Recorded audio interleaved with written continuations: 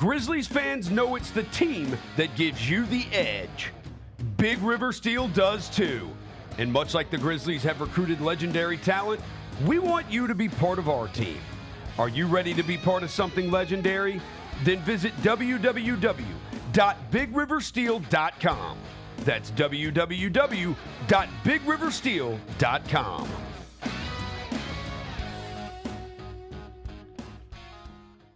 Kroger shoppers and Grizz fans. Want exclusive last-minute discounted ticket deals texted straight to you? Sign up with the new Kroger Buzzer Beater deal.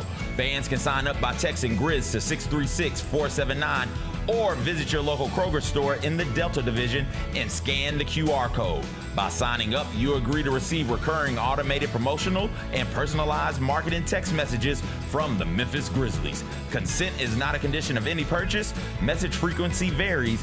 Message and data rates may apply. Thanks for showing up, Memphis. Nothing compares to catching your Grizzlies IRL. And that all starts with buying tickets at Ticketmaster, the official ticket marketplace of the Memphis Grizzlies and the NBA. Ticketmaster gets you to the game so you can catch every highlight. Put that jersey collection to use for the next game and get Grizzlies tickets at Ticketmaster. Whether they're here at FedEx Forum or on the road, Ticketmaster's got your back when it comes to scoring tickets. And there's no better brag than saying you saw it live.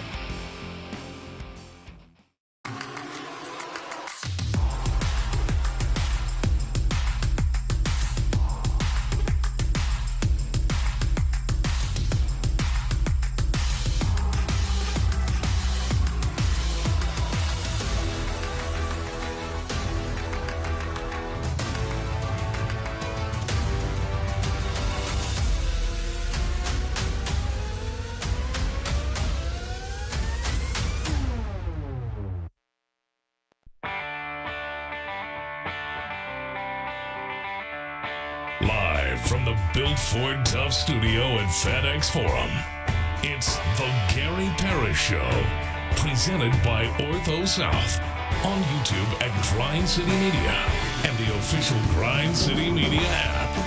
Now, here's your host, Gary Parrish.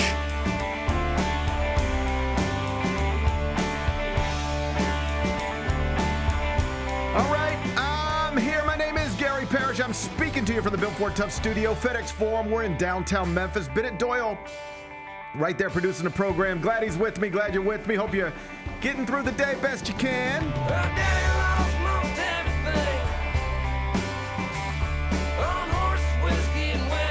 And I hope you're ready for Game 72 of a scheduled 82 because it's set for tonight in downtown Memphis. The Spurs are in town. That means Wemby's in town. I can confirm with my own eyes. I'll tell you why momentarily. First, so quickly, let me set today's schedule for you. The next segment, Chris Vernon going to join me. He, of course, is the host of the Chris Vernon Show, weekdays noon. Grind City Media. He's going to pop in here. I'll talk to him about all things Grizzlies and NBA. Chris Vernon in studio.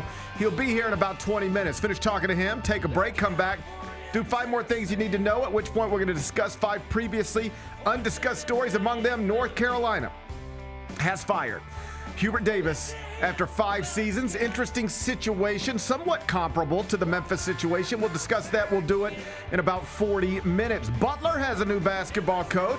They've hired an alum. I'll tell you who it is in just a bit. Tiger Woods, once again, last night left open the possibility that he will play in the Masters in a few weeks. I'll tell you what he said. We'll do that a little later on in the show. It's opening day in Major League Baseball.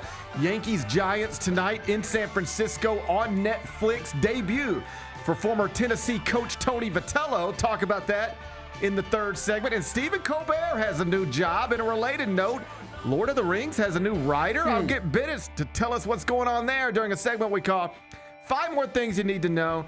Then we'll eventually do GP's carryout, and we'll call it a day. So that's the rundown. We got a lot to get to, but I did want to start with your Memphis Grizzlies because Game 72 of a scheduled 82, we're almost there, is going to be played tonight in downtown Memphis. Spurs Grizz inside FedEx Forum, 7 o'clock tip.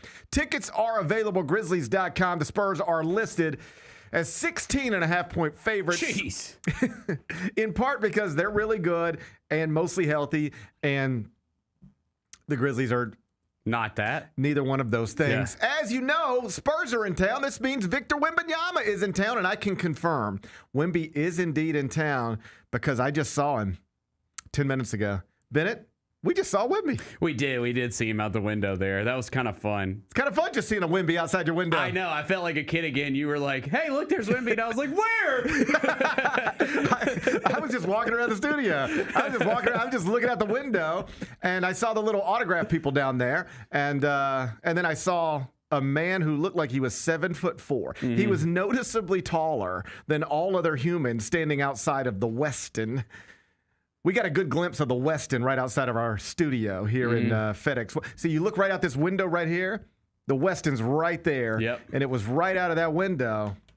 That's where I saw a Victor Wembanyama. Shout out. Shout out to the Westin. Shout out to Wemby. Shout out to the Westin. Shout out to Wemby. I will say, I've watched players come through that Westin door many times for many years. Sometimes they put headphones on. They just focus straight, get straight to the bus. They don't look at nobody, say nothing to nobody.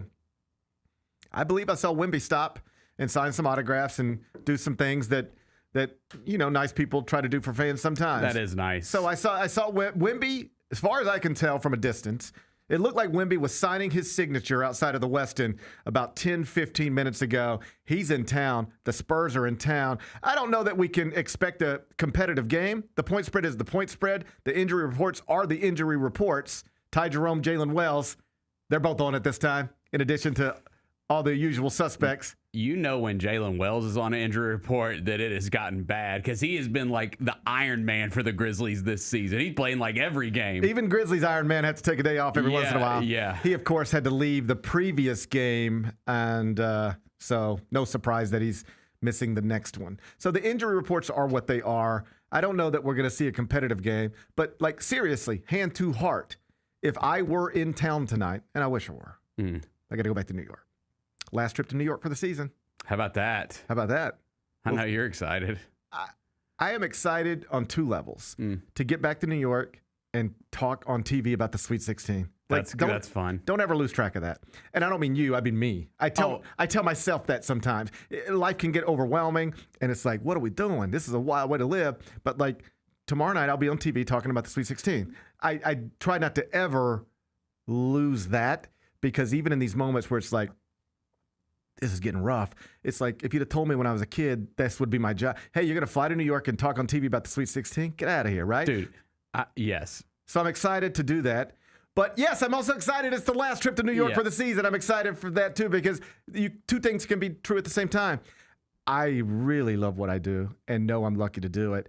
I am also really looking forward to just putting a suitcase up for a little bit, you know? It's funny because I was just talking to Jenna like in the hallway about the same thing with like the Grizzlies season, where it's like, oh man, we're almost over, 10 games left. And it's like, no, I always get bummed when it's over, like for the off season. Just and like I'm even though this season's been disastrous and whatever, I still get to cover the Memphis Grizzlies for a living. That. Yeah, don't like, ever forget that's that. awesome. I'm glad you can would have remind us. told me that when I was a kid, I would have been like, "Are you kidding me?" You don't have a like people would do horrible things to try to just to get the opportunity to do the things we get to do. So I try not to ever lose track of that. Yeah.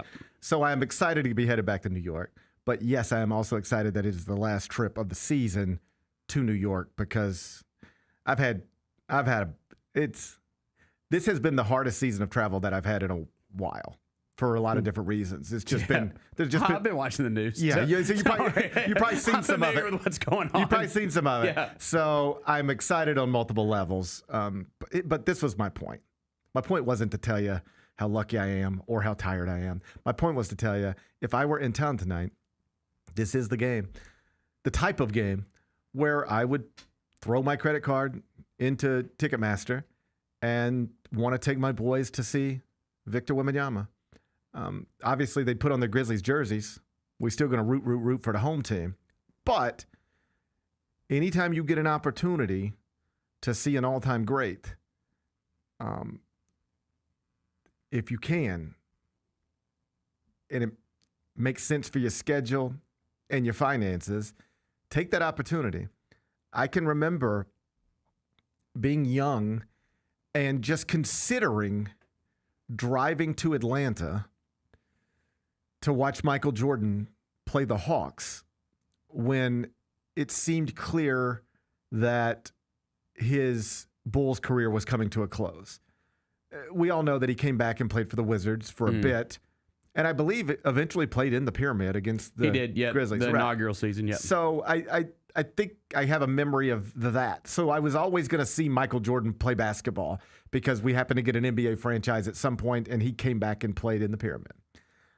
But there was a moment where we didn't have an NBA franchise, and Michael Jordan was the biggest basketball player in the world.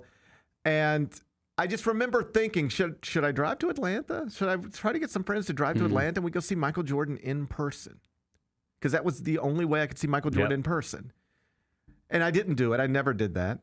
But the idea that it was in my head, I hope helps hammer home the point that you don't have to think about driving to Atlanta to see the best basketball player in the world. I just saw him outside this window 10 minutes ago. And he'll be inside this building at 7 o'clock tonight. And I'm not here to argue about whether he's actually the best basketball player in the world right now. You get the point. He's 22 years old. He's a top 5 player in the world right now. And by all indications, he's on path to not only be the best player in the world for a notable amount of time, but he's got all the things you need, it appears, to eventually get into conversation, if health cooperates, for the greatest of all time. Whether he ultimately has the accolades and championships to put himself in that conversation with Michael Jordan, LeBron James, Kareem Abdul-Jabbar, someday is unclear. But in terms of at 22 years old, would you invest in the idea of that? Yes. Yeah, I mean, if there was one player in the league that you said you got to hitch your wagon to, it for sure would be him to do that, what you just said. If there was one human in the world to hitch your wagon to, so to speak, as an NBA franchise, it would be that dude we just saw standing outside the Westin about 15 minutes ago. Yeah. He is more valuable moving forward as a basketball employee than any other human in the world. The dude who was just standing out there signing autographs in front of the Westin. I got to think about it for a second. But I don't even think you have to think about it for a half a second. Cooper Flag is amazing. Right now. Expansion draft. Yeah, I'm going Wemby number 1. Yeah. Expansion draft, everybody's in it. It's not even a conversation. I mean, I got to see some like killer instinct stuff in the playoffs, but yeah, I'm with you. He's got the killer instinct. I know. I just got to see the postseason stuff. I got to see it. I understand, but you're going to. I think so. He brings killer instinct to the All-Star game. That's very true. You don't think he's going to bring it to the playoffs? I can't wait. I hate that the Grizzlies aren't going to be involved, but the idea that we could get a best of 7 between Oklahoma City and San Antonio is awesome. Oh, man. You ain't never going to see a bigger Spurs fan. I respect greatness, so I can respect both of those franchises. I'm not a hater. I respect greatness. I am. I look at franchises that are running beautifully, and I don't hate them. I go, what do we need to figure out? Yeah. How could we be more like that? That's noble, for sure. Yeah, I'm not a hater. I'm a learner. I'm a hater. I want to look at I don't look down too much. I don't pay attention to what's going on below. I look up and go, how did they get there? Yeah. I wouldn't mind to do that. I wouldn't mind being there. So I don't look up and hate. I look up and respect. I got respect for Oklahoma City. I got respect for the Spurs. And we all thought, based on what they did last season, what they're doing right now, that, this Oklahoma City thing, who's going to get in the way of that?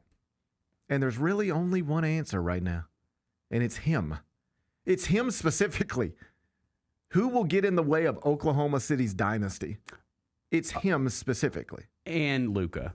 And Anthony Edwards, I would say. Do people really think Luka's I do. You know how I feel about that. Well, they got to get that right. It ain't going to be Luka and LeBron. It's probably not going to be Luka and LeBron. Right. But I still think he's got a chance to take that thing somewhere. Maybe. Depending on what they do these next couple years. Maybe. Yeah. And then Anthony Edwards he's great. Yeah. And he's been in the Western Conference Finals twice. But yeah, 2 years in a row. So you got to put him kind of up there. But 7-game series starts tomorrow, Minnesota, Oklahoma City. You're not really thinking about that too hard. You know which way you're going.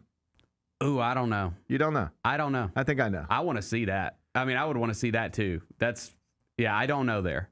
I mean, if you start looking at just how this could shake out, where you get to the Western Conference semifinals and it's something like Oklahoma City, Denver, or Oklahoma City. I love how we just exclude them and the guy that's won 3 MVPs. Or Oklahoma City, Minnesota.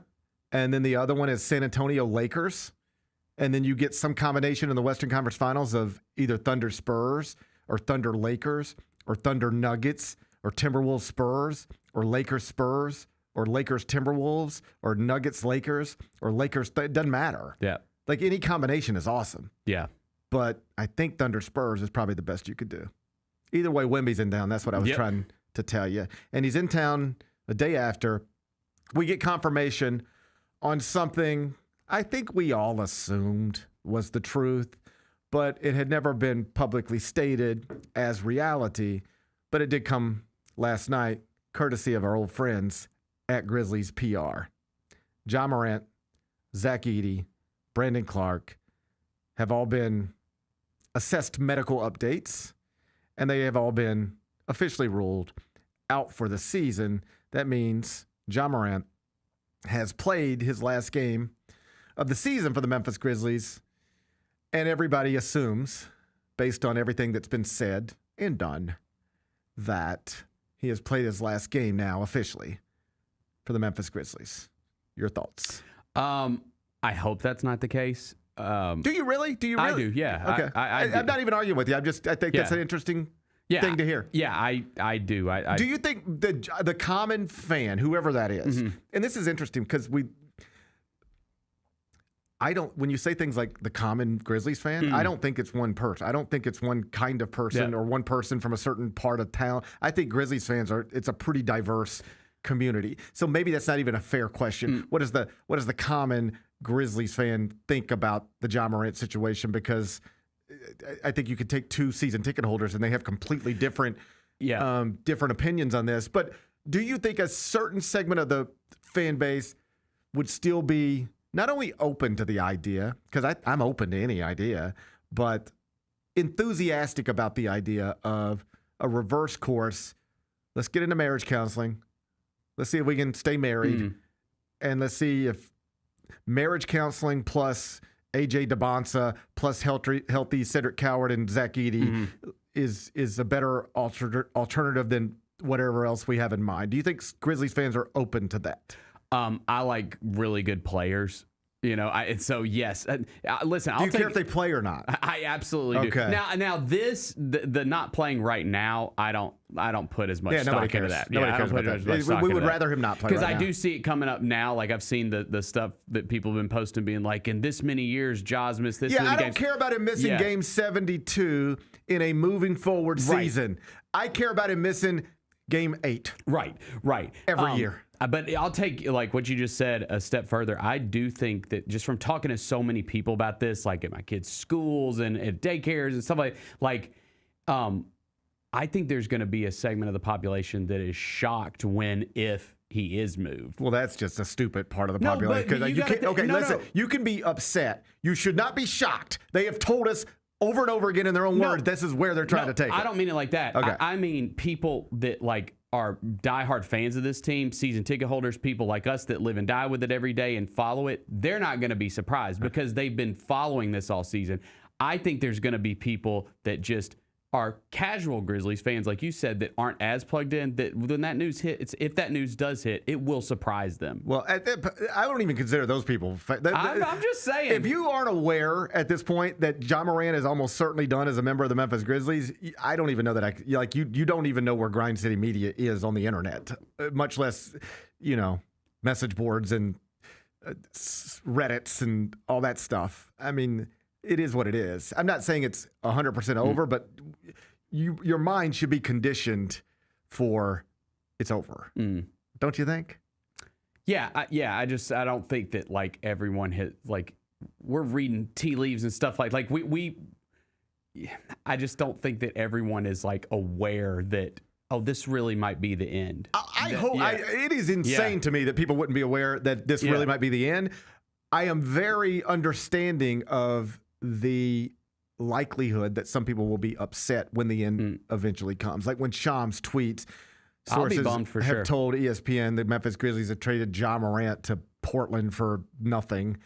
There will be people who will be upset, but you shouldn't be surprised. They have told us in their own words, this is where we're headed. So shouldn't be surprised, but I do believe there will be people who will be upset. But I don't believe you can. I think a lot of it, like for me, like depending what you said it, like how this draft shakes out, where they land, who they draft, things like that. Like, dude, oh my God, if they landed, if they landed Boozer or Devonsa, like I could instantly talk myself into, oh my God, a core of one of those guys, Zach Edey, Cedric Coward, Ja Morant. Let's go win games like right now. Yes, you could, and some people will talk themselves into that. Ty Jerome, Jalen Wells, 100%. Some people, you have a good team. Yeah, it is not hard for some people to talk themselves into that. The counter argument is always going to be, bro, you've been doing this for years. I get. Yeah. All right, you've been talking about what if? Yeah, you've been playing that game forever. It doesn't work. It's a game that doesn't work. And if you think, this is the thing that should not get lost. It'd be one thing if like this was a situation where the people who run or the person who runs, however you want to frame it, the Grizzlies has decided they want out the Ja Morant business and nobody understands why. Like in Dallas with Luka. Nico Harrison decided he wanted out of the Luka Doncic business, and the whole world went, what? When it was reported that the Grizzlies went out of the Ja Morant business, you know what the whole world said? Of course. And you know what the rest of the NBA showed us? They don't really have any interest in being in the Ja Morant business either. Not at this price. Not under these circumstances. That's why he's still here. And so Grizzlies fans can be upset when it happens, if it happens, but just understand this isn't controversial in the NBA. In the NBA, the controversial thing was the Grizzlies holding on to this as long as they did. Yeah. And let me be clear. I don't think they were wrong to hold on to it as long as they did.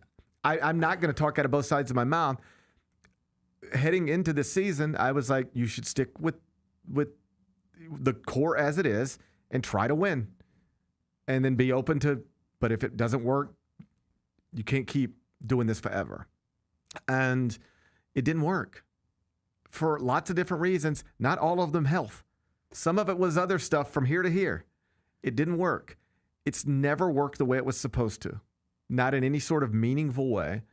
And so would a healthy and awesome and focused and all of that stuff, Ja Morant, be a positive addition to a Grizzlies roster next season if you added an AJ Devonsa and maybe another top 20 pick and Cedric Coward and you could maybe go try to do all the things you were trying to do head into this season just without Jaren and Des.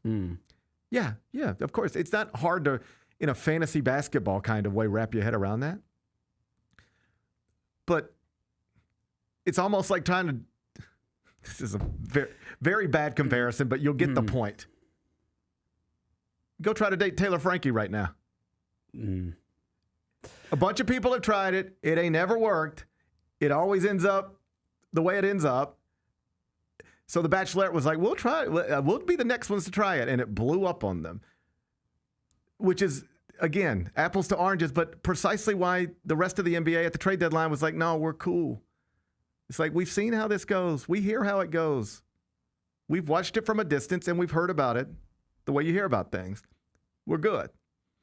And so if the rest of the NBA is telling you that, and you've been experiencing it for years, if you want to know why it probably won't be what you're envisioning or perhaps even hoping for, that's why. Yeah. I mean, for me, I keep going back to this, as a Grizzlies fan, the worst possible thing next season could be going through a, retooling season again, or just a building season, and him killing it somewhere on a playoff team. Well, that would be tough to stomach. I just know it would be, and I know it would be for fans. I got it, but it's a little bit like and it may just be how it is. Like there's, you know.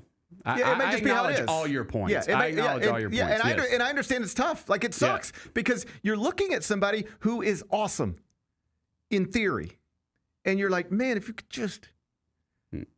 No, he is awesome. Like he is awesome when he plays. Yes, and when he wants to play. Yeah, and when he wants to be all of the things you need a franchise player to be. When he is all those things, it's amazing. You would never divorce that. But he's not all those things consistently.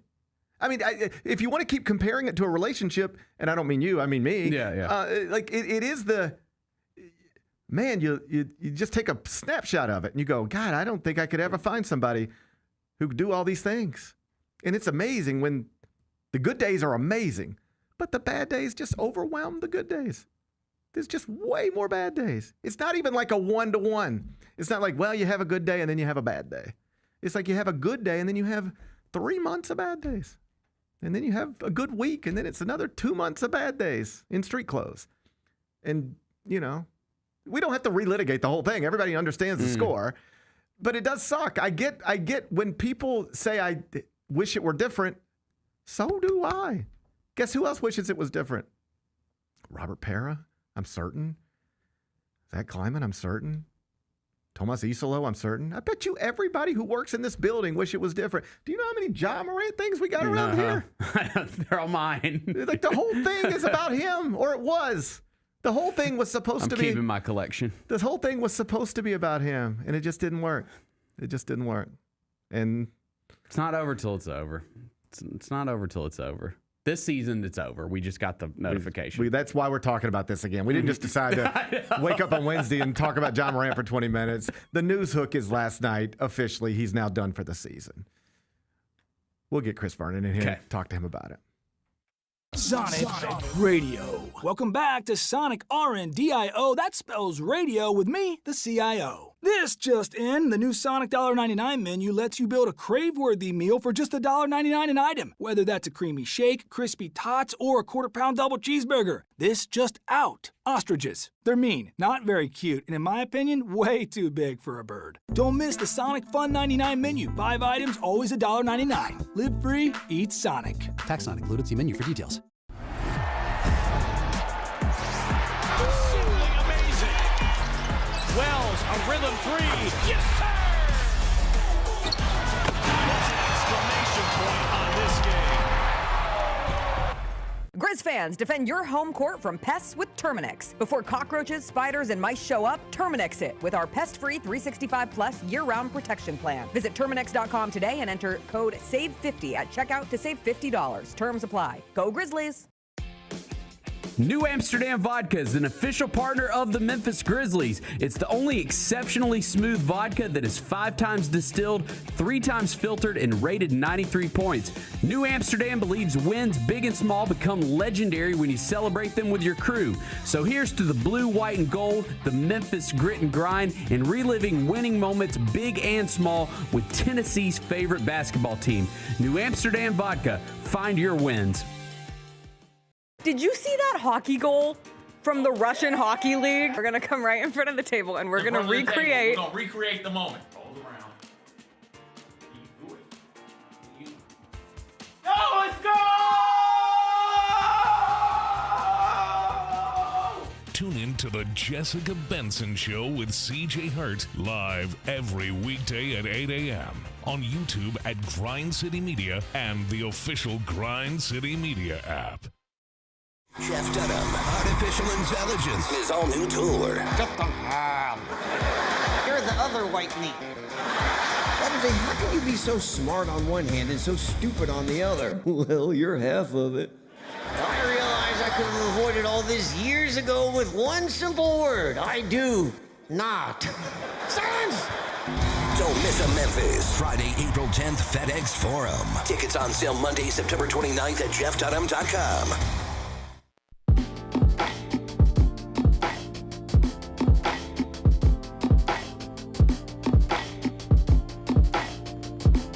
Welcome back, Gary Parrish Show. presented by Ortho South inside the Built Ford Tough studio. The Spurs are in town. Wemby's in town. We saw Wemby. He was right outside the.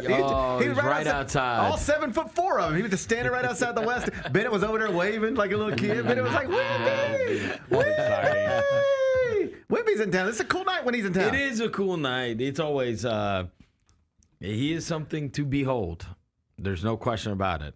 And let me just say, because yesterday I was talking about this on the show.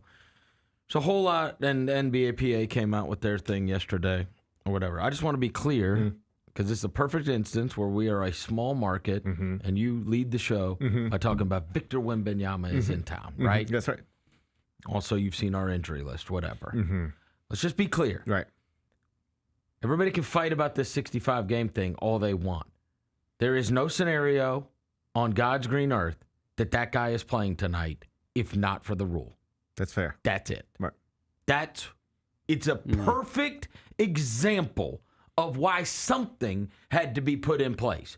And I don't blame him. I don't blame their organization. That is the same way that people say this is bogus, but I understand that the Grizzlies are trying to get a high draft pick. The way the system is set up, what is the most important thing? The most important thing is Victor Wembanyama being able to be healthy for the playoffs.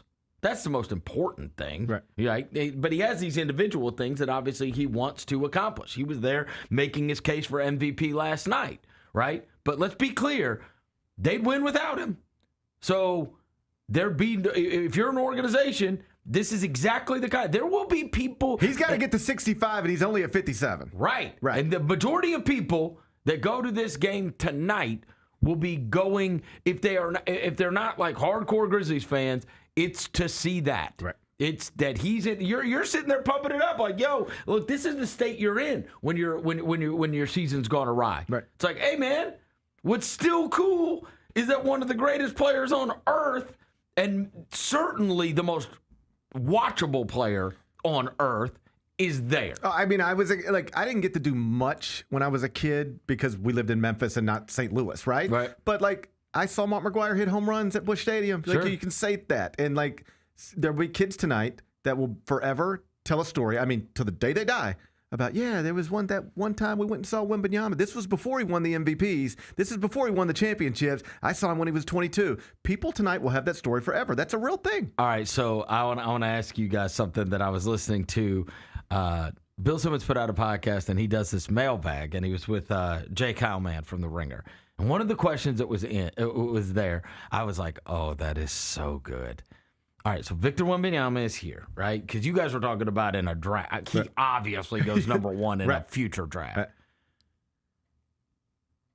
They said if you offered you the top 2 picks in this draft, would you do it for Wemby? And they were immediate no. I would say no. And then they said, what about the top 3? And they said no. They said 4 is where we get a discussion. And he was like, in 5, you could have a starting lineup, right? You've got A-Cup, the Bance, to Peterson. If you told me I could go 5, now I'm just going.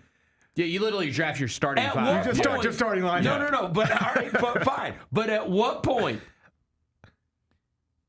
point would you not hang up immediately? How many of the first 5 picks of the draft? Just thinking through it. Yes. We'll give you 1. No. We'll give you the first 2. No. You say no immediately. Yeah. So DeBance to Boozer, DeBance to Peterson. I can go DeBance to Peterson for Wemby. Let's put names on it. Okay. DeBance to Peterson for Wemby. No. You say no. DeBance to Peterson Boozer for Wemby. Yeah. I think I still say no. He's just so different than everybody. This was the discussion they were having. I say yes. I say yes to top 3 because the thing is you're in this draft. That's 3 All-Stars, and I know it's Wemby, but my God, you're giving me 3 All-Stars to build my team around right now. You say that, but then it's Peterson's a head case. But you would have to be a real idiot to not be able to build around him. But here's the thing. Here's the thing. If you do just the top 3, and Peterson's a head case, he's awesome, but just never that.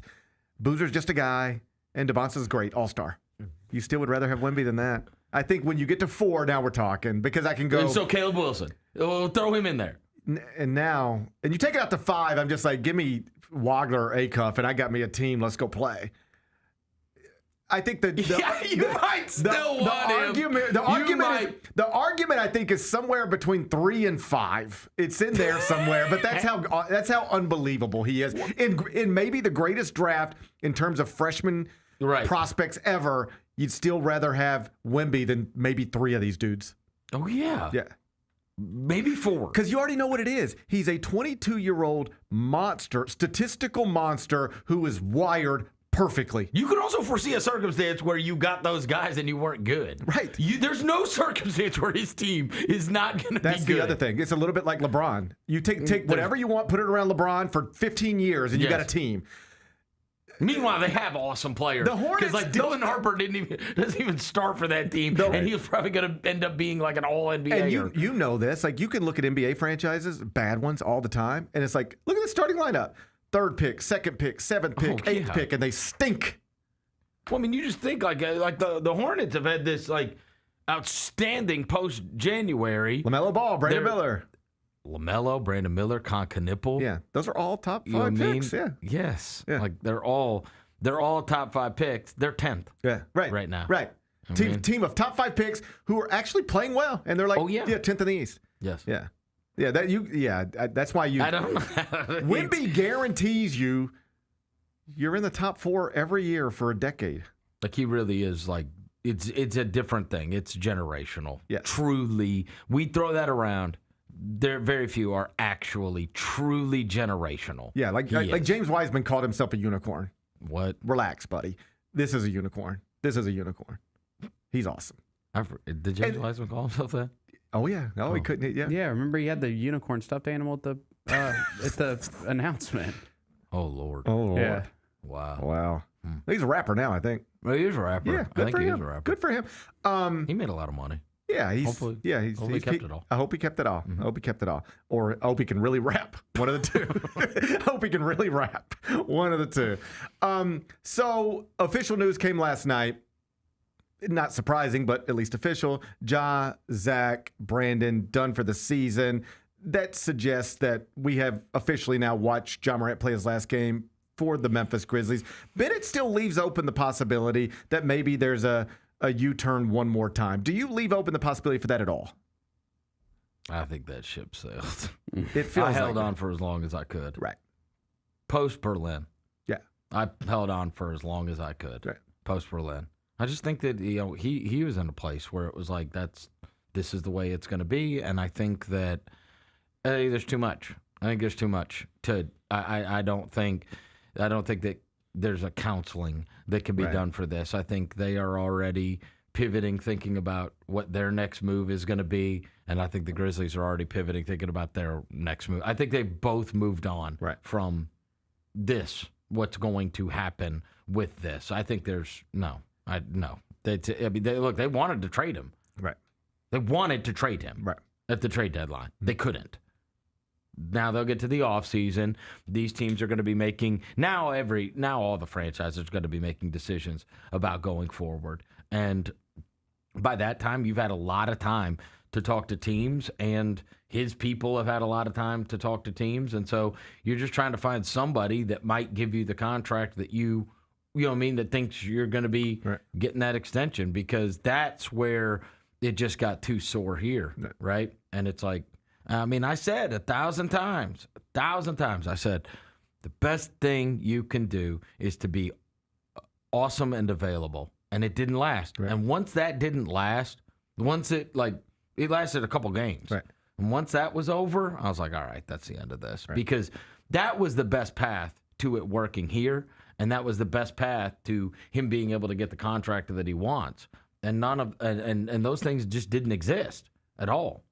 Bennett's fear is that he goes wherever he goes and is awesome, and we look back and go, how did we let that thing go? Is that a real fear, or is that just something a counselor would actually say, that can't be your concern? That can't be your concern. Right. I just don't. I mean, you going to be staying up watching Sacramento games?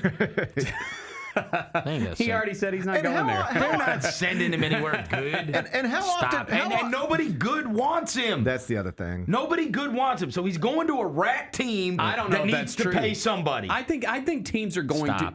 Dude, teams were calling their bluff. They're already out on small guards that don't defend anyway. Small guards who don't shoot. He's going to be on a better team than you think. No, he's not. Yeah, I'm not sure. I don't know where he's going to be. I don't even want to pretend. All right, remember this conversation. Okay, yes. Who? Miami? Stop. I don't want to pretend that I know where he's going. Miami could have had him. But we got to see what happens in the playoffs. But Miami could have had him. Teams are going to change their minds on what their path is depending on what happens in these playoffs. These good teams. Perhaps. They also know they're getting a player that wants a max extension. That's true. That's true. Well, at some point, what you want doesn't matter anymore. The only teams that will give Ja what he wants are rat teams.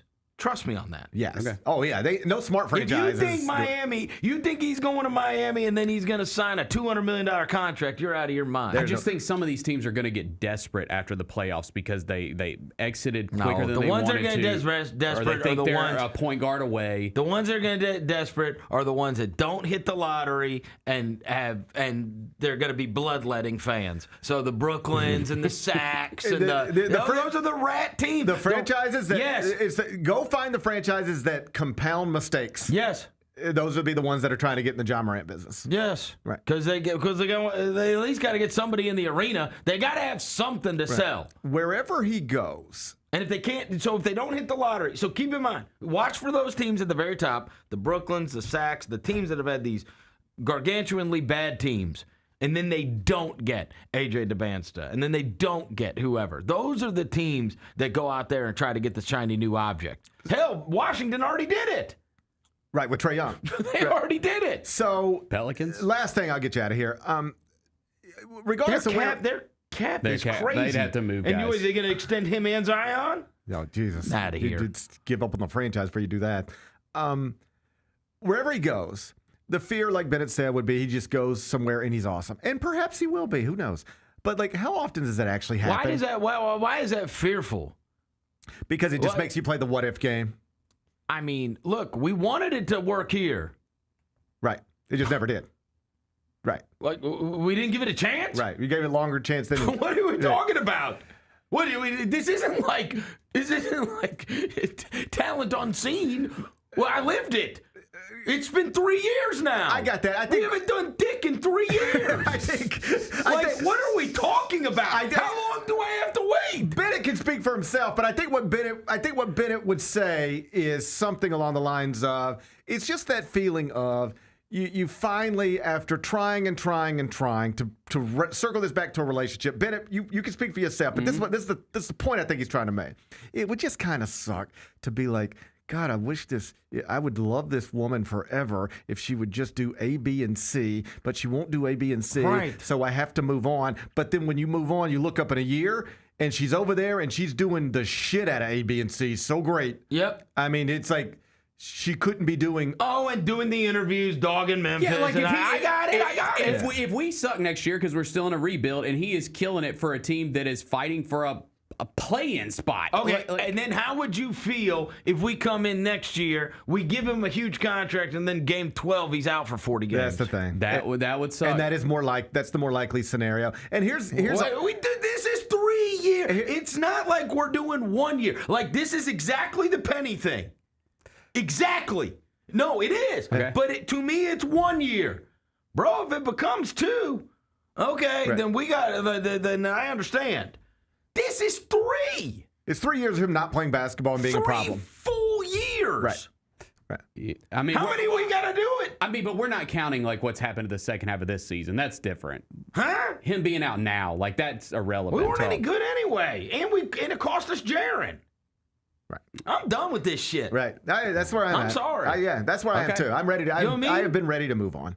I have been ready to move on. I'm done. I'm done with 3 straight years. Right. Me going, well, we got this. As long as we got John Jaren. Man, it just got to a point where you feel silly, like coming in here and being like, so you think John's going to play? And if he does, do you think he's going to be happy? It's like, geez, what are we doing? I think it's 3 straight years of being blah, right, and 7 of not making it through the playoffs healthy.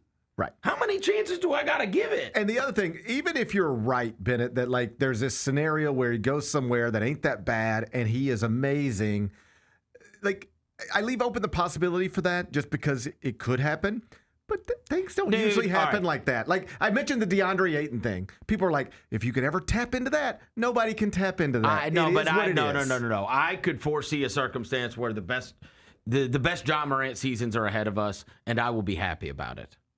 I mean, I'm always going to love him as a player. Right. Always.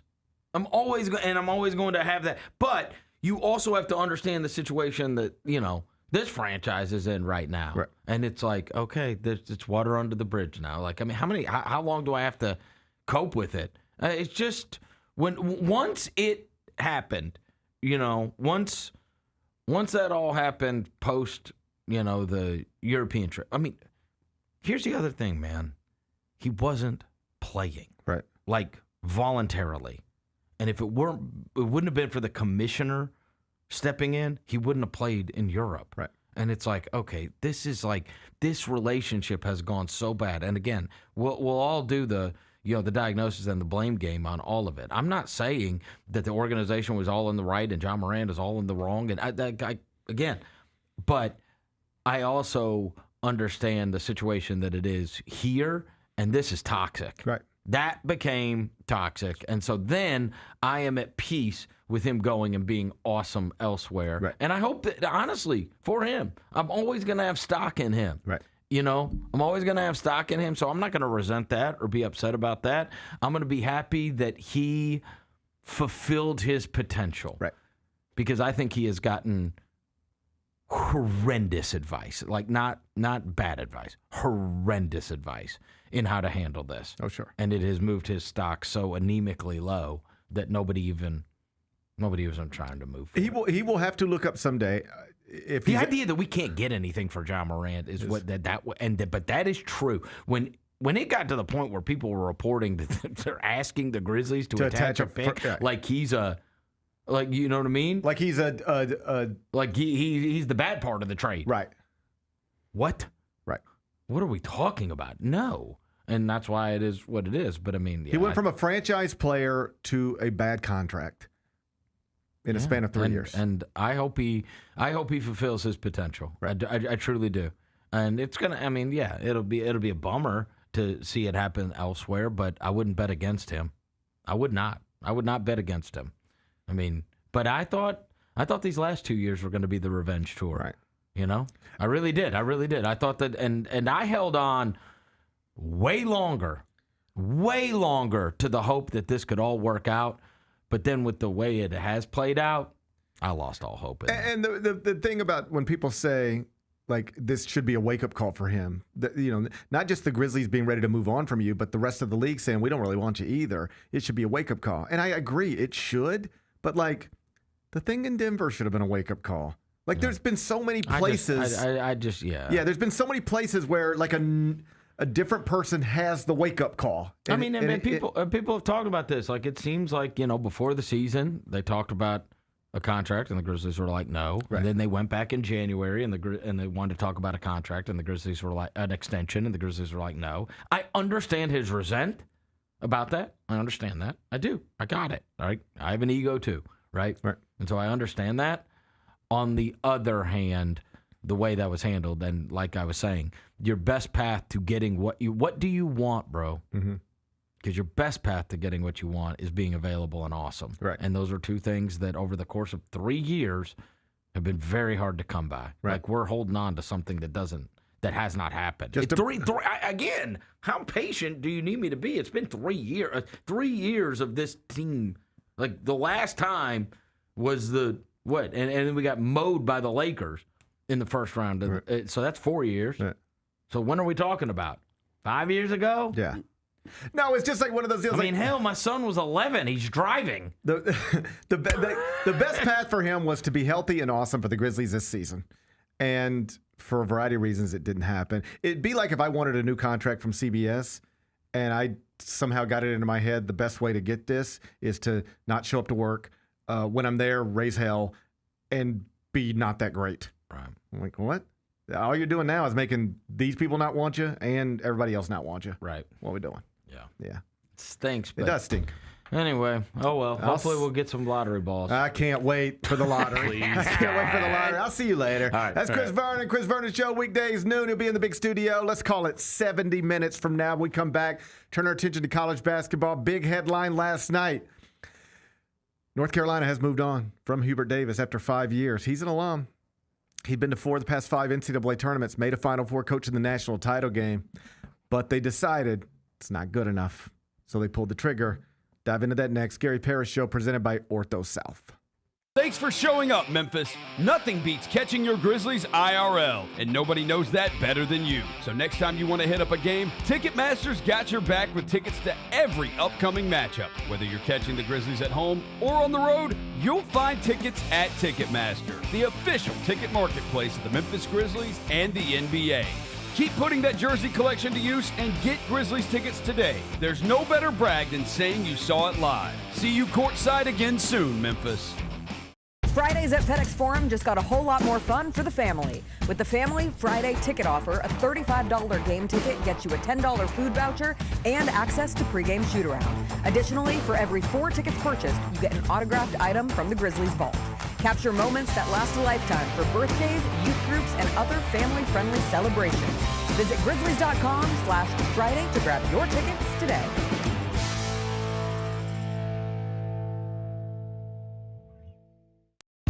Nate Bargatze. Look, I say a lot of dumb stuff.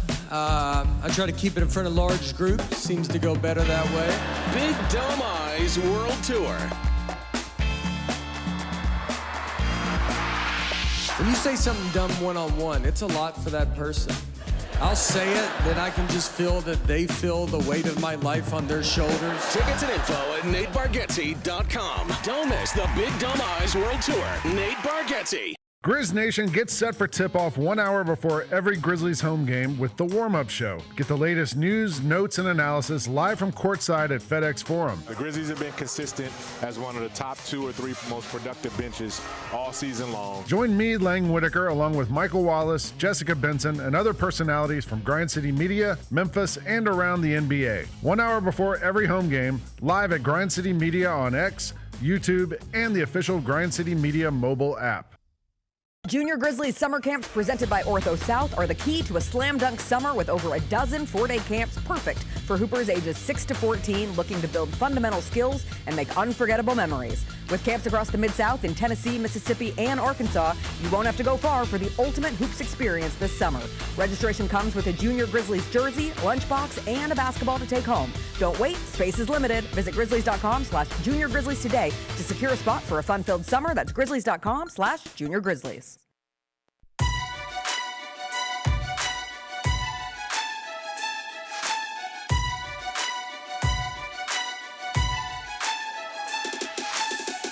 Orthopedic injuries can be unpredictable, unforeseen, unscheduled. Ortho South understands this better than anyone. Since your injuries don't make appointments, you don't need to either.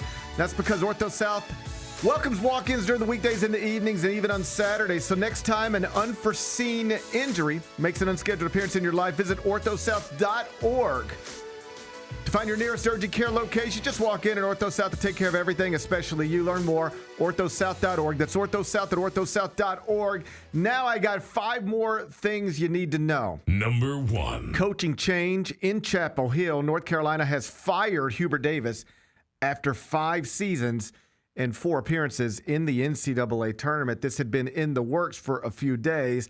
He was probably safe before they blew a 19-point lead in the round of 64 against VCU. But once that happened, the reporting suggests that the money people connected to North Carolina said, UNC, you can do whatever you want. But if you choose to bring back this guy, the money that you need to roster build is not going to be there. But if you want to buy him out, the money for that will be there. And if you need a new coach, the money for that will be there. And then if you need to make this one of the best jobs in the country in terms of NIL and rev share, the money for that will be there. So what are you going to do?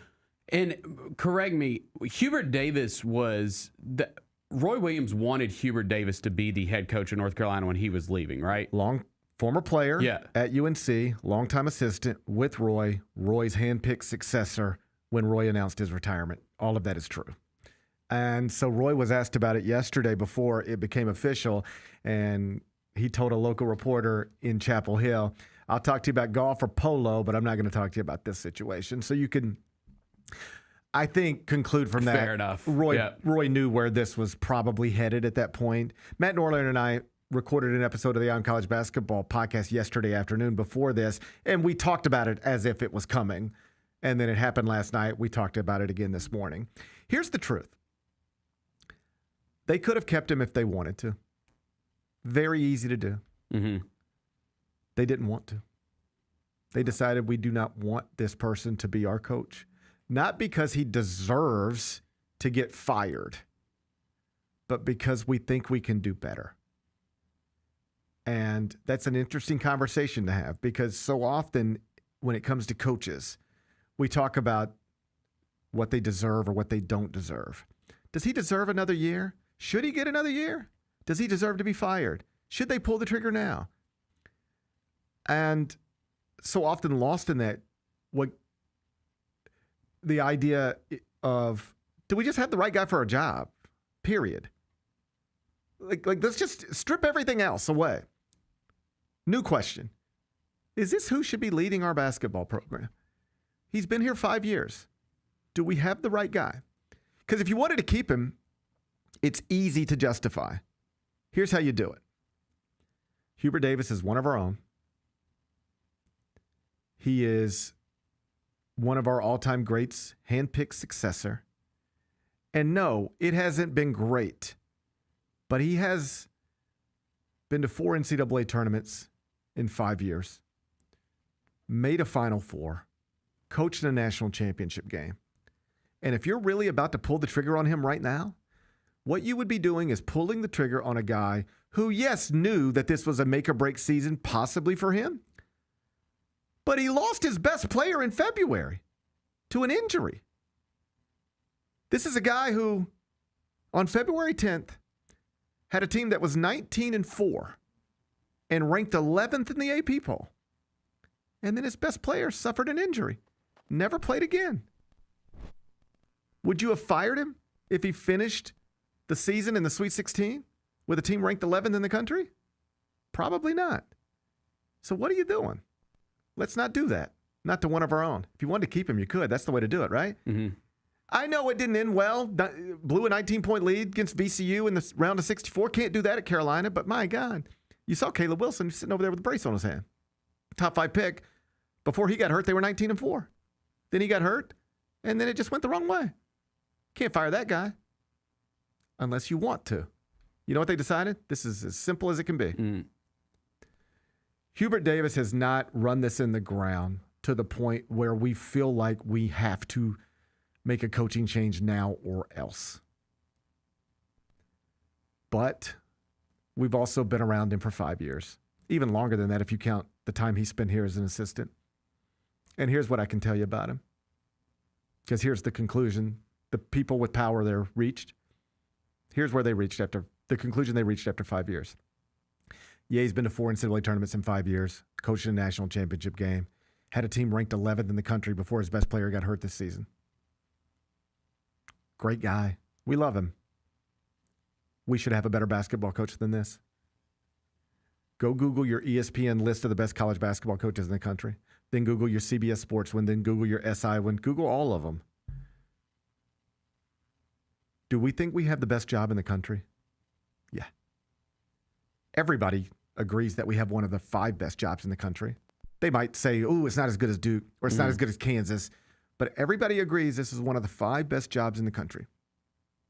Do we have one of the 5 best coaches? Ask that question to yourself honestly.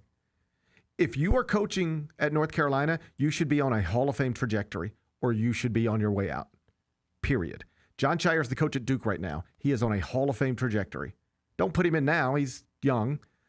But John Shire is having the best 4-year start to a career in the history of college basketball in terms of wins and losses.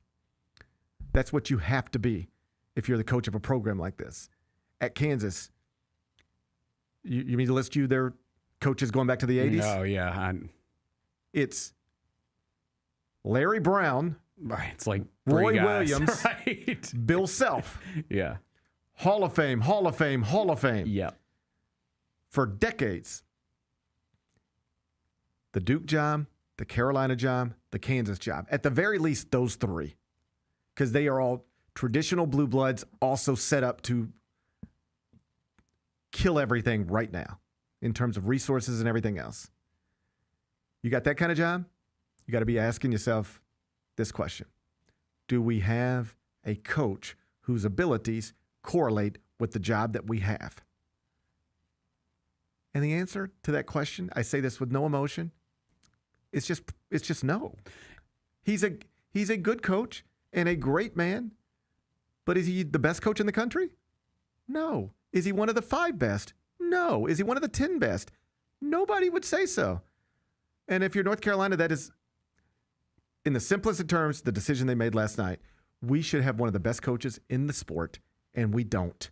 So it's time to get one. And don't you think, because last year they got the at-large berth when people were... It was controversial, yes. They didn't know if they were going to get in or not. That's the thing. And they probably do it then if they don't get in the NCAA tournament. Maybe. But then you get a good recruiting class. You have one of the best players in the country, and so you kind of have to ride it out at that point this season. They felt like they you know what they did?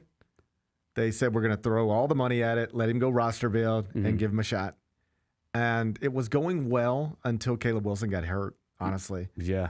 But they just decided, simple as this, Google best college basketball coaches in the sport right now. And the hits are going to be Dan Hurley, Nate Oates, Todd Golden, Tommy Lloyd. You know, back up a few years, you're going to get Bill Self and John Calipari. I mean, TJ Otzelberger. And at North Carolina, they just decided last night, we love Hubert Davis. We'll pay him every penny we owe him. If he wants to come back to games and sit on the front row, we'd love to have him. But we deserve to have one of the best basketball coaches in the world running this program. And we don't have one right now. So let's go get one. So if the question is, now what? Sounds like the first call is going to be Billy Donovan.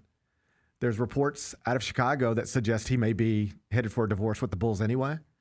And if you're North Carolina, you just look at him and say, we know why you left college basketball, because you got tired of the recruiting aspect of it. It's not really recruiting like you remember it. You don't have to go to lunch with the guy who runs the EYBL program out of St. Louis to get Bradley Beal. You just got to offer a bigger contract, and then you can get that player. So this is a lot like NBA free agency, building your basketball team. And at North Carolina, we're going to be the Dodgers of this thing. We're going to give you all the money. We're going to give you all the resources. And then you're going to have all the power of the North Carolina brand behind you. Billy, you could take any NBA job available if you want to stay in coaching at that level.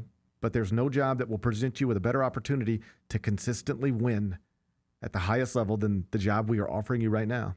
Come back to college and run this thing. You've already got 2 national championships. Let's get 2 more. It might start and stop right there. The idea that some of Billy's closest friends in the industry are not already shutting it down. Because if you see, the Brad Stevens stuff's already been shut down.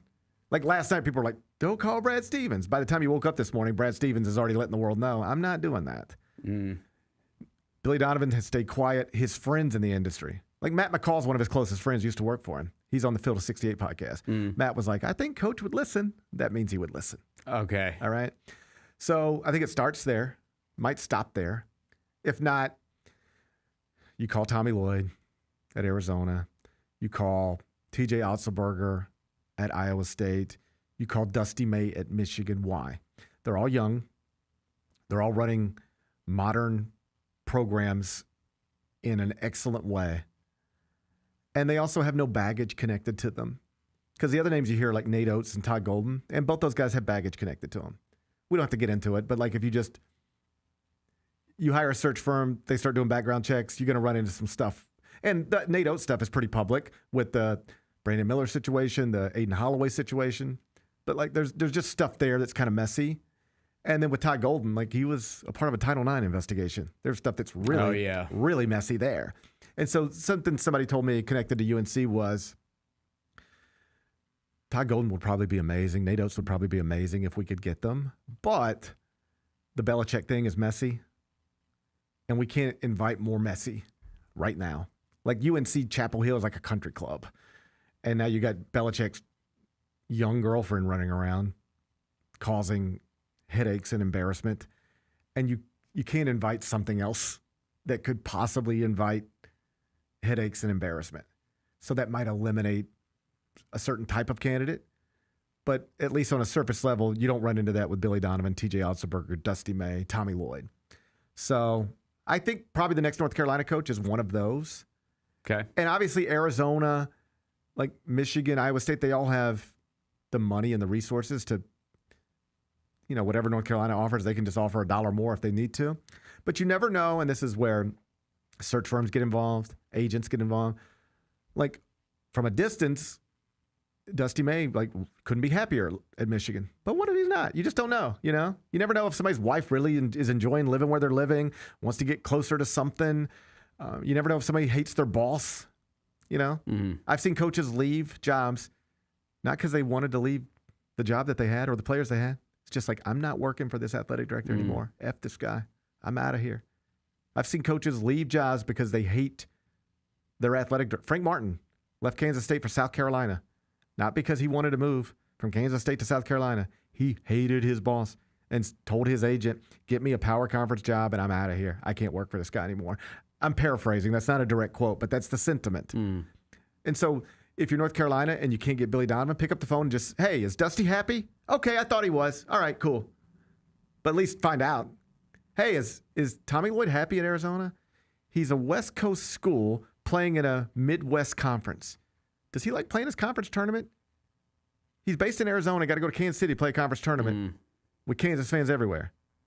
Come to North Carolina, we going to set this thing up for you to have home court advantage in conference tournament, home court advantage typically in the NCAA tournament because they're always putting sites in Greensboro and that kind of stuff. Just, you never know. You might say, are you kidding me? Tommy Lloyd's about to win a national championship in Arizona. He ain't going anywhere. Okay, just want to check. Boom. You could check just to see if anybody's sideways with anybody anywhere. But this is one of the few jobs where you can take somebody else's great coach. Most jobs these days, you can't take somebody else's great coach because everybody's got money at the power conference level, and they can just, if somebody's being great somewhere, the school that has them doesn't want them to leave and also has the resources to take care of them and pay them $8 million, $10 million, $12 million a year, whatever. So it's very hard for schools to take established great coaches anymore in the hiring process. I mean, just look at a few years ago. Louisville hired the Charleston coach and Kentucky hired the BYU coach. That's where we're at. Yeah. But North Carolina, I think, is a little different. Like, North Carolina is the job that even if you're happy at Iowa State, they call you, you got to listen. Yes, I think so too. Even if you're happy at pretty much anywhere. Like, honestly, I would maybe take John Shire and just be like, a Duke alum's not leaving Duke. And maybe take Dan Hurley and be like, a guy who's won 2 national titles at UConn's not leaving UConn.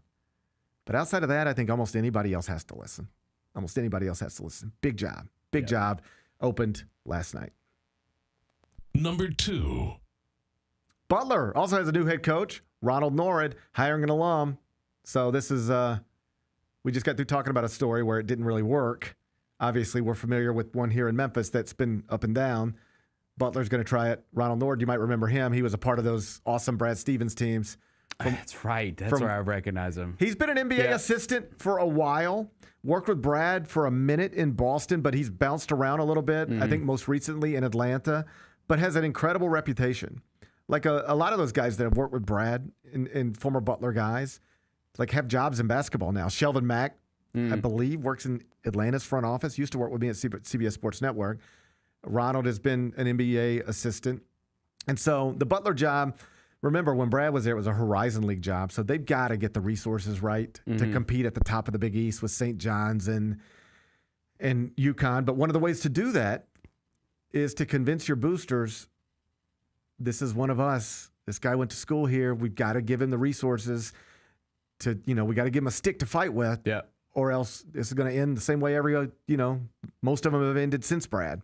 So they'll certainly his NIL and all that stuff will be increased over what Thad Matta had available. But here's another example of a pretty prominent basketball program latching its future to an alum. And coached in the G League, so you can recruit those guys now. Yeah, so he's already got some ends. Yeah, he should have some ends. So we'll see.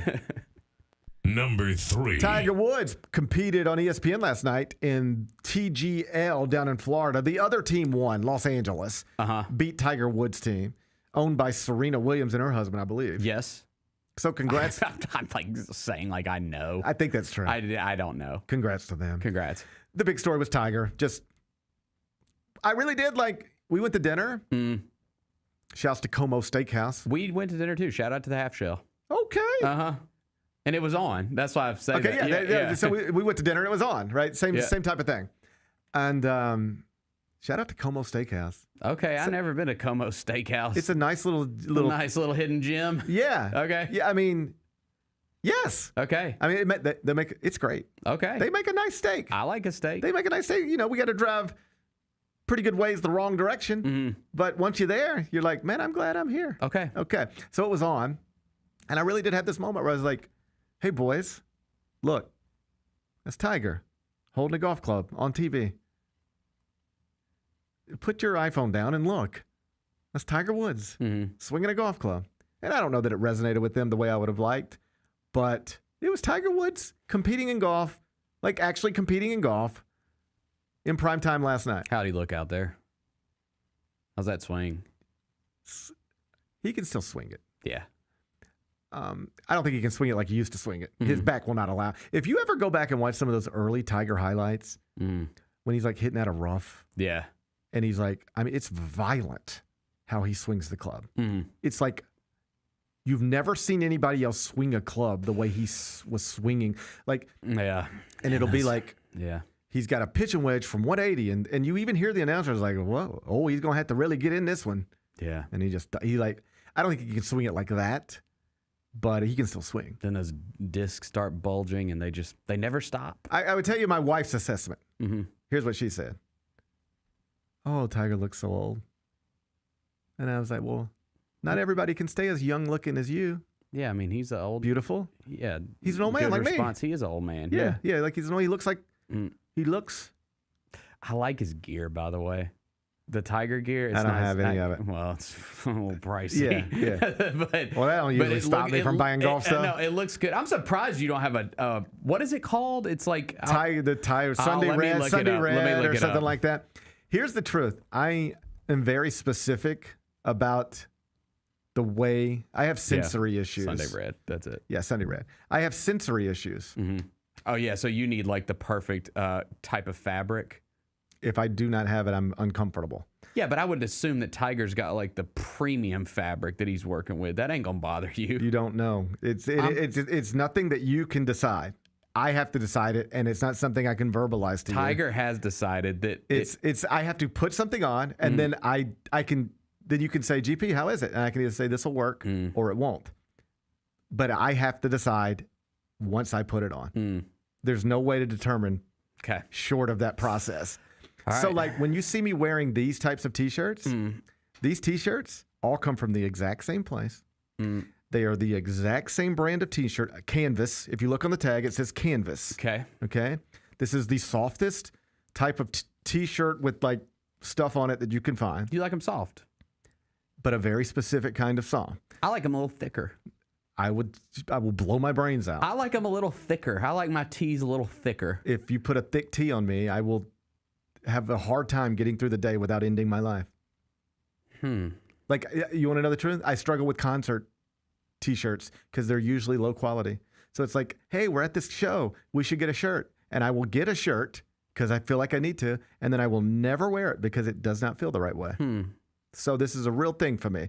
The white shirts that I wear, they are Hanes X Temp. I have a drawer.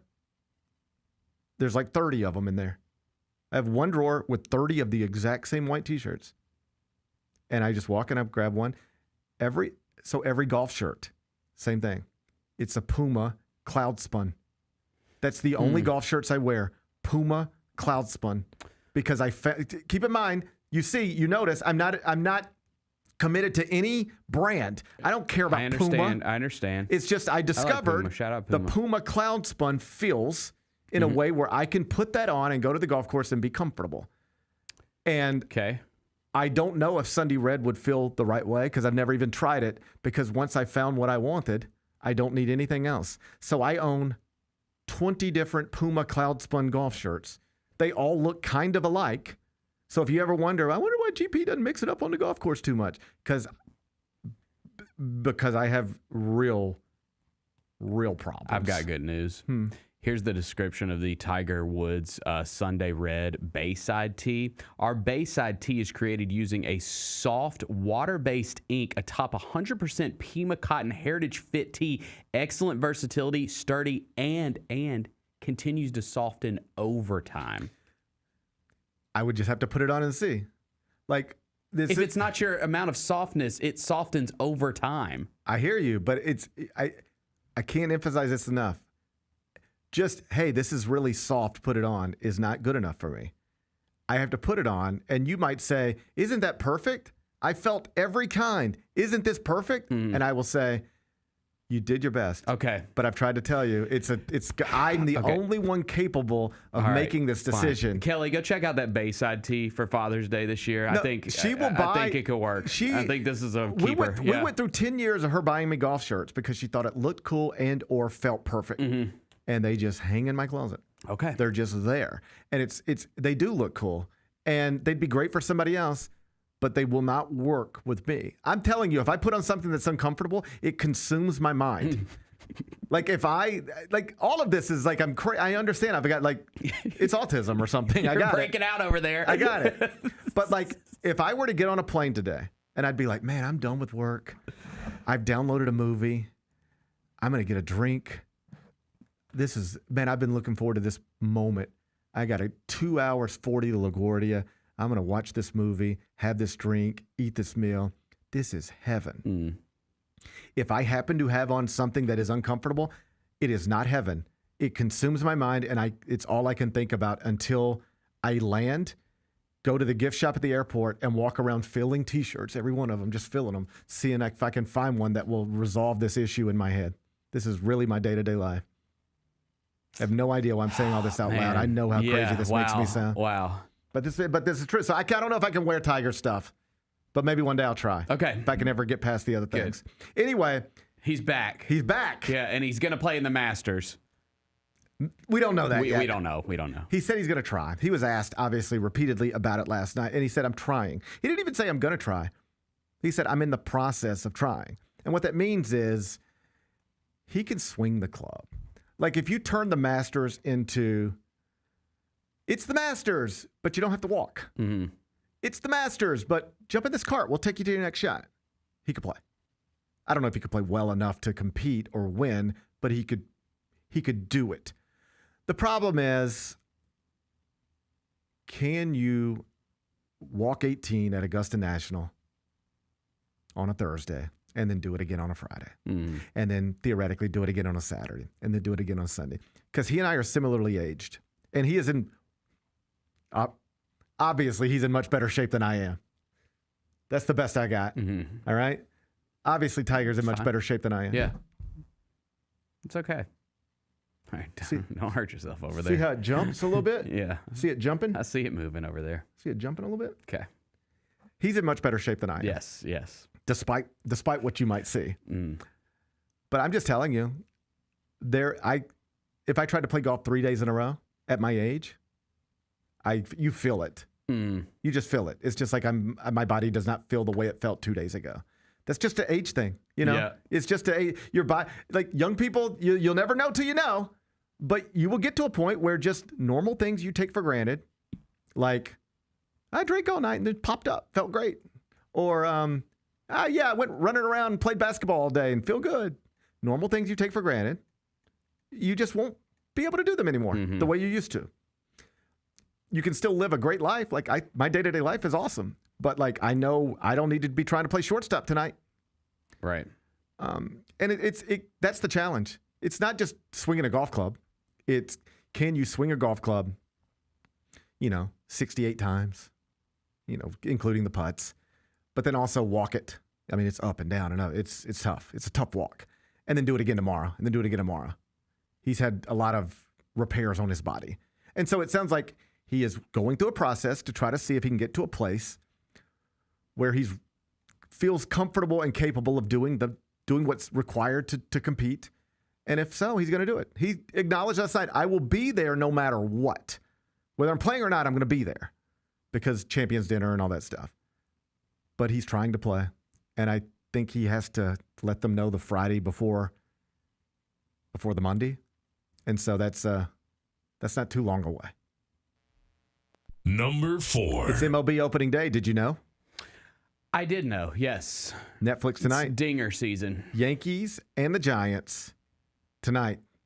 One game, opening day, Netflix in prime time. You like opening day like this? No, I mean, I like it when it's on all day during the day, but at this, because that's like the traditional thing, but at the same time, this is kind of cool that they're trying to make it more of like a big primetime event on Netflix. Like if you're trying to move forward sure. as a league and modernize, this is the way to do it. I've noticed for like a week, I go on Netflix and it's just like I see Aaron Judge. Yes. And so Netflix works, man. Yes. It just exposes you to people who otherwise wouldn't be exposed to you. So like my oldest son, who doesn't follow baseball closely, is probably aware that Aaron Judge is playing on Netflix tonight just because he jumped on Netflix at some point in the past week and saw that. Mm-hmm. So baseball season is here. Part of the story of tonight, Tony Vitello, former Tennessee coach. Oh, that's right. Is now the manager of the San Francisco Giants. And I saw Tim Kirkchin on ESPN last night talking to our buddy Michael Eaves. And what Tim said is, and I guess I knew this from when he got hired, but I was reminded of it last night. When that game starts tonight, Tony Vitello will make history, becoming the first person to ever manage a Major League Baseball game with 0 professional baseball experience. Nobody has ever done this before. That's crazy. Meaning he never coached, managed at any level of professional baseball, but also never played. He went like small college and then to Missouri and, lettered there, but was not drafted and did not sign with the independent league. He went straight from, I believe, playing to pursuing a coaching career of some form and was an SEC assistant, got the Tennessee job, won a national championship, and just became sort of the hot, college baseball figure, both figuratively and literally, I think, to the point where I don't follow college baseball at all, but I knew who this guy was. Yeah, I'm actually... you don't have to follow women's college basketball to know who Dawn Staley is. Right. Or Gino Auriemma. And he kind of got to that place, Tony Vitello, where you could ask me any day of the year, who's Tony Vitello? And I'd be like, I think he coaches baseball at Tennessee, doesn't he? Mm-hmm. And I wouldn't be able to tell you anybody else who coaches baseball anywhere else. Yeah. Right. No, it's I'm rooting for him because we obviously know how big college baseball has gotten, specifically in the South. And I think it it exposes more people to Major League Baseball, and maybe you get more of a listen. They've been doing this the same way for a long time, so I don't think that it's just going to be like, oh, this new, like how we have the pipeline of college basketball to the NBA. I don't think it's going to just be like, these college baseball guys immediately go to the pros and we know them and they're playing and stuff like that.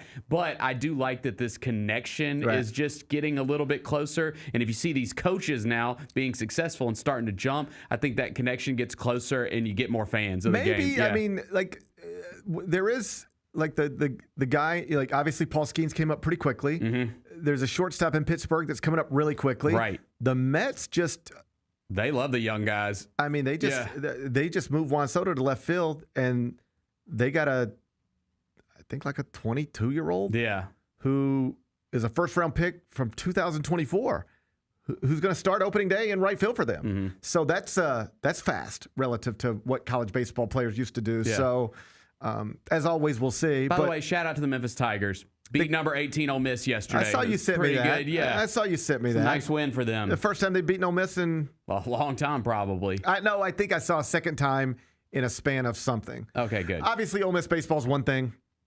Memphis baseball has been another thing for a while.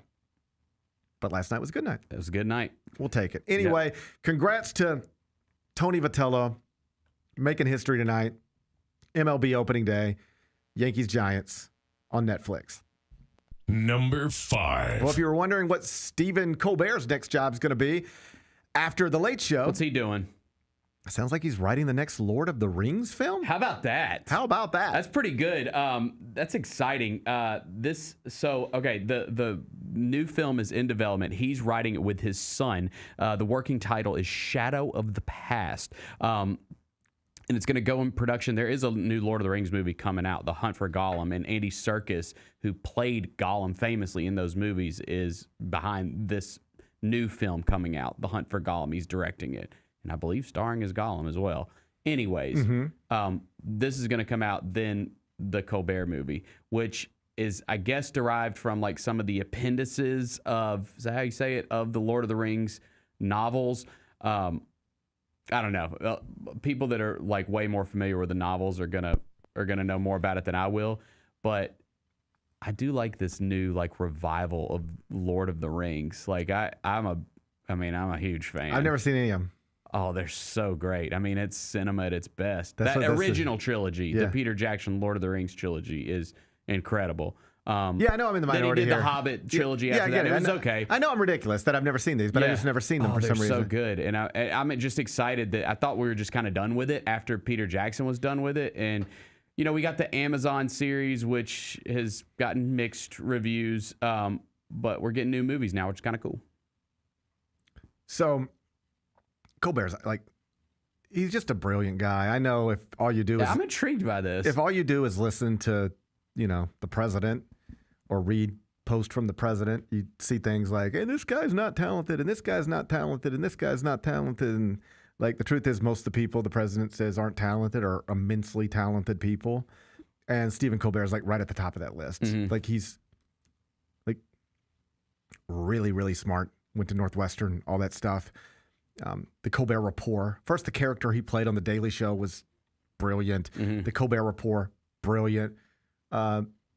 You know, then he gets to succeed Letterman, and I probably should stop talking at that. Right, this is probably the place where I need to stop talking. But if you ever thought like this guy was just going to disappear because he's not talented enough to do something else, he's also a diehard Lord of the Rings fan, which is kind of cool. Like, okay, so like, but here's my point: how talented do you have to be? Since that's the buzzword that gets thrown around all the time. This guy doesn't have to be a successful stand-up comedian, be a successful television host, and also be capable of writing a screenplay for a Lord of the Rings film. I would say pretty talented. Yeah, I would say pretty talented. Shout out Stephen Colbert. Yeah, I will be seated. Me too.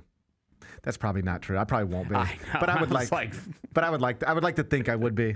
Yeah, you should. You should support him. I'll be there in spirit. Okay, good. I'll be there in spirit. Be back with Carry Out. Grizzlies fans, dunks, dimes, and no-looks are great on TV, but nothing compares to catching them IRL. And that starts with buying tickets at Ticketmaster, the official ticket marketplace of the Memphis Grizzlies and the NBA. Ticketmaster gets you to the game so you can catch every highlight in person. From seeing your favorite Grizzly stars up close to hearing the squeak of the sneakers on the hardwood. Put that jersey collection to use and get tickets at Ticketmaster. There's no better brag than saying you saw it live. See you courtside, Memphis.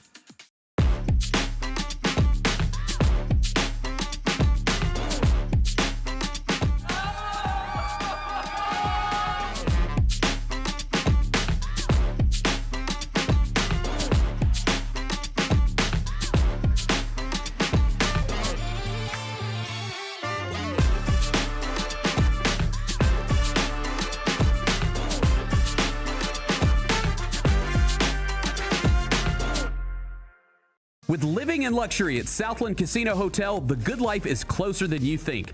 Members get 1 entry with every 100 points earned playing on their Lucky North Rewards card, plus 1 free entry daily. Win free play at our hourly drawings, and don't miss our Saturday grand prize drawings in March. You could win a home theater package, premium massage chair, an outdoor jacuzzi, and $250,000 cash. Luxurious prizes await at Southland Casino Hotel.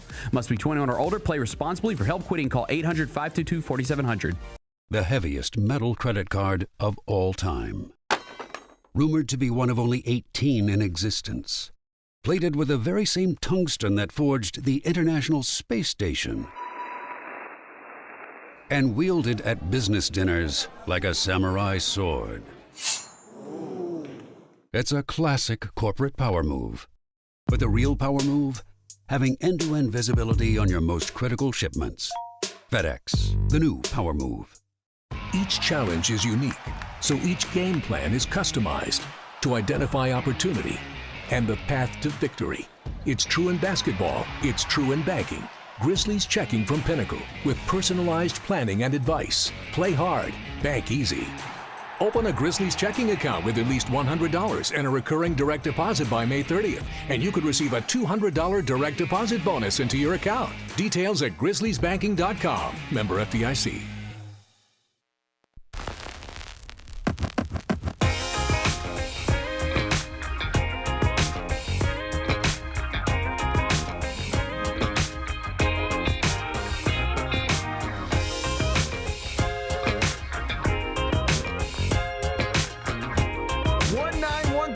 Presented by Pinnacle Financial Partners, brings Grizz Nation hyper-local Grizz gear from Memphis designers. The three-peat collection from Prep Curry goes beyond the stitch with exclusive pieces that put the heart of Memphis on display.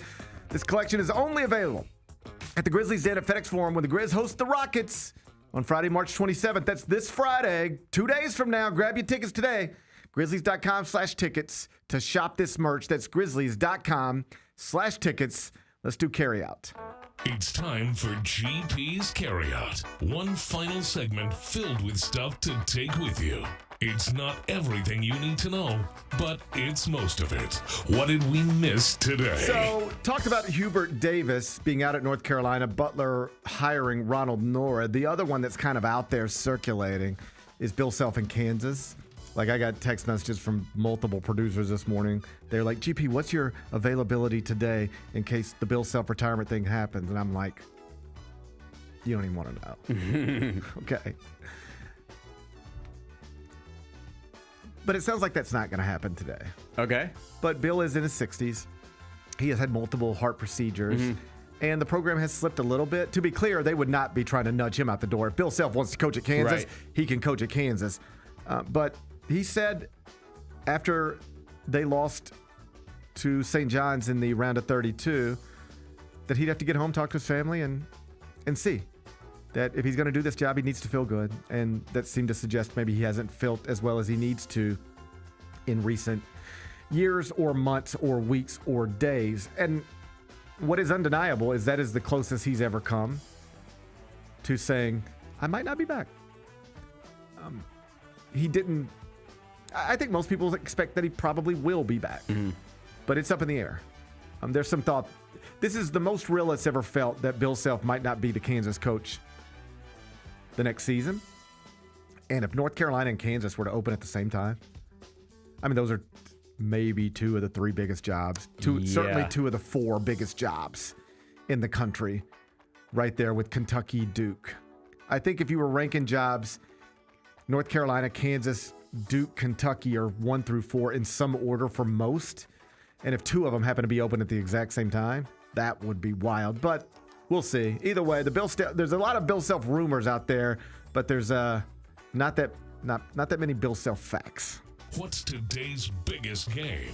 Let's go baseball. Okay. Opening day, Yankees-Giants. 7:05 first pitch tonight at Oracle Park in San Francisco. Max Fried pitching for the Yankees. Logan Webb on the mound for the Giants. Yankees minus 126, Giants plus 104. How you going to act? I think I'll just take the Yankees. Lay the 126, and then we get everybody else opening tomorrow. Yep. All right, Bennett, let's think about this. Let's see. Let's see what we should do. Do you know what tomorrow is? Opening day at Citi Field. Pirates and the Mets. Oh, that's pretty good. Paul Skeens against Freddie Peralta.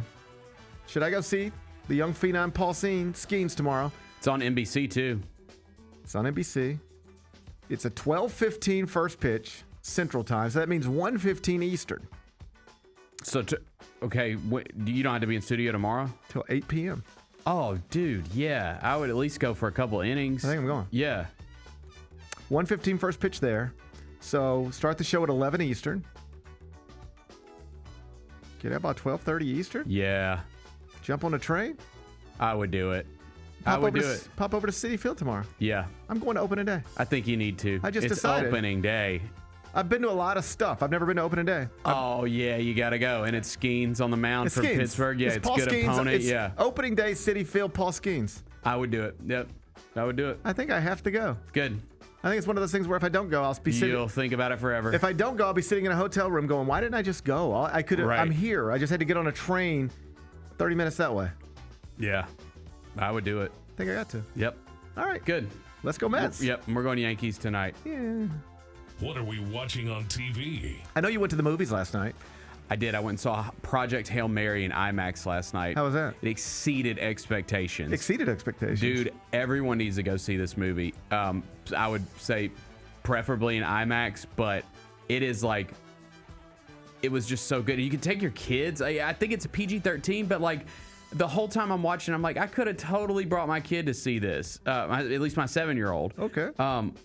It was just really good. It's one of those, like, you know, obviously you got Ryan Gosling's in space and all that. I don't want to give anything away because I didn't really know a lot about it going into it. My wife had read the book, and I kind of liked it that way, that I didn't really know what it was about going into it. But it's just a feel-good movie. It's just one of those feel-good movies. So you and the wife went to half show and then went to the movies? Yeah. Yeah, that's a nice night. I know. I felt we were like up against it because I didn't realize, like, you know, we're at half shell and our movie was at 6:45. We get to half shell at like 6, and we're just chilling and having some drinks and get some apps and stuff. Then it's 6:35 and our dinner's just coming out. So they were cool. I was like, can you just box this up real quick? Box it up. We gotta get out of here. Yeah. Hey man, we've all been there. Yeah, but it was good. All been there. Hey, so I'm glad you enjoyed the movie. I'm gonna put it on my list. We also, I rented a movie last night. I know it's not. I know it's not the same as going to the theater.